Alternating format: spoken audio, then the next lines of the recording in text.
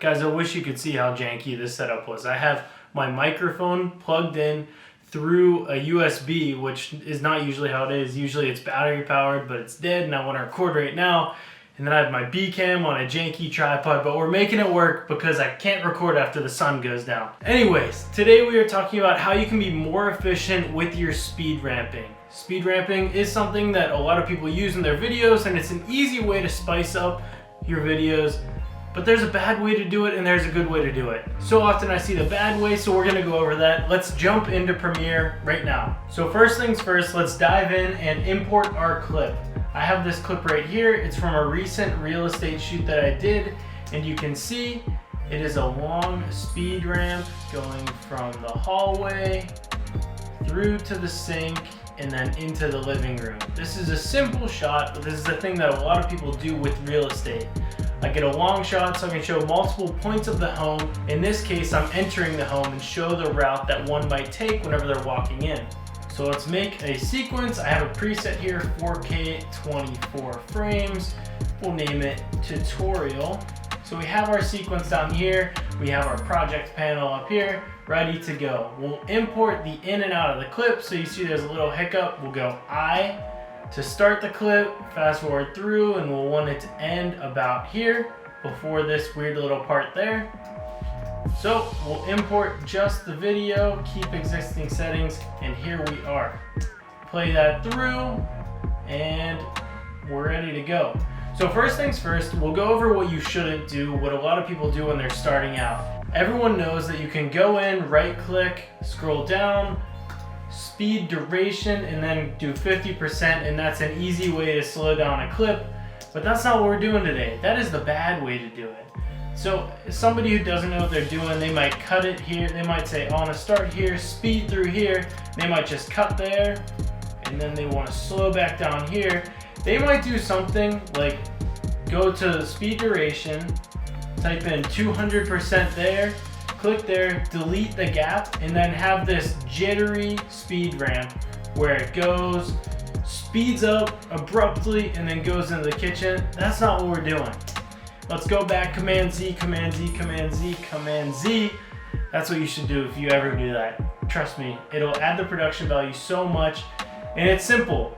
What we're doing is we're gonna right click on the clip, scroll all the way down to the bottom, show clip keyframes, time remapping, speed. Click on speed, and now the picture that was inside of your timeline will disappear. But we have this beautiful line right here that identifies how fast your clip is. You see the percentage, this means 100%, this means the clip will be at 266%. So Command Z, so we're back to 100, so we have a good starting point. So what I want to do is I want to go to the beginning, and then I want to go through and find the point that I want to speed up to. This example, I want to speed up to about here so I can showcase the sink. You're going to click P on your keyboard, right here, P, and then you're going to put a marker right on the line. Click right there and you'll see this pin pop up. So we're going to go there, and we're also going to go back to where we think it is good to start speeding up, and probably right here. Once the camera starts turning, I'm going to put a different marker. Perfect. So now we know we want to speed up here, through here, slow down there. Now we're going to also find the point once we're past the sink. I would speed up here and then go through, and I want to slow down here so we can showcase that living room. So obviously we haven't done anything yet. It's still at the same speed, but we're going to go through, we're going to click V to get that normal marker where we can really adjust how we know to adjust our different clips. Click on that line and just drag it up. I want to speed this one up to about 365%. So that's what I'm going to do. We go here and it's sped up. Obviously it looks jittery. It's did the exact same thing that if we just use the speed duration tool, but we are going to change that. We're going to do the same thing over here where we want to speed up again all the way up to where we were, roughly around the same time, and there we go. So now, how are we going to smooth this out? How we're going to do this is we are going to zoom in, clicking the plus right here, and then we are going to grab this marker right here. You see how I'm dragging that? This is how you make it smooth. We're going to drag the left one to about the middle, drag the right one to the middle. So what this means is right here is the bottom. we're gonna go from the bottom all the way up to 365%. So it's starting at 100%, go up to 365%, and then back to 100%. The reason we want that is because it will be so much smoother whenever we are doing that. And even to put the icing on the cake, instead of it still being kind of abrupt but smooth, you can click on this and you see this little handlebar right here. You can grab that and bend it. So now it'll be even smoother, fading in, and then we want to fade it out. That's as simple as it is, going up and getting that smooth, nice ramp right there to make it look beautiful. There you go. There's still some bumps in it that we will warp stabilize at the end, but let's go ahead and smooth this speed ramp out. All right, went a little too far with the left one, and now we will smooth it out, get those beautiful hills going, and there we go. Awesome.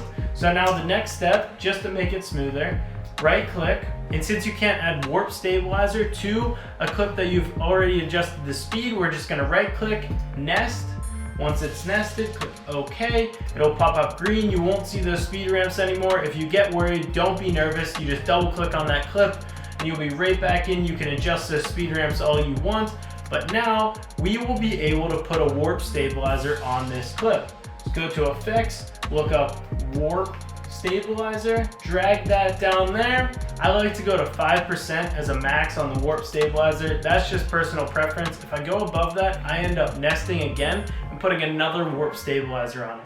This is just what I have figured out works best for me. It doesn't warp much. It just smooths out the clip how I want it to smooth. So that's my personal preference. So now we will wait, and here we go. It is stabilizing, and once we have it done, you can play it back, and it's as smooth as can be. Go through there to the sink, and then we're gonna fast forward through there to the living room. This is obviously not the final product, but you can see that it is a lot smoother than how we had it before. Instead of having the choppy speed ramp, so it goes slow, fast, slow, we have it going slow, faded into fast, and then faded back into slow. It's an easy way to add production value to your videos and really make it look like you're a master in the editing software that you're using. There's little things that you can do to add to your edits. There's little things that you can do to appeal to maybe not only your client, but also another photographer or videographer that's watching your videos, which is where you might get some more work. Some of your work might be from a client, some of your work might just be from another media agency looking for an extra hand. So stay tuned for more of these tutorials on how to make your editing more efficient, and I'll keep pumping them out. I'll keep running you through my workflow and what makes my life easier on an everyday basis. These are things that I've learned over time, and I'm looking forward to sharing more. So have a great day. Thank you for watching. Peace out, guys.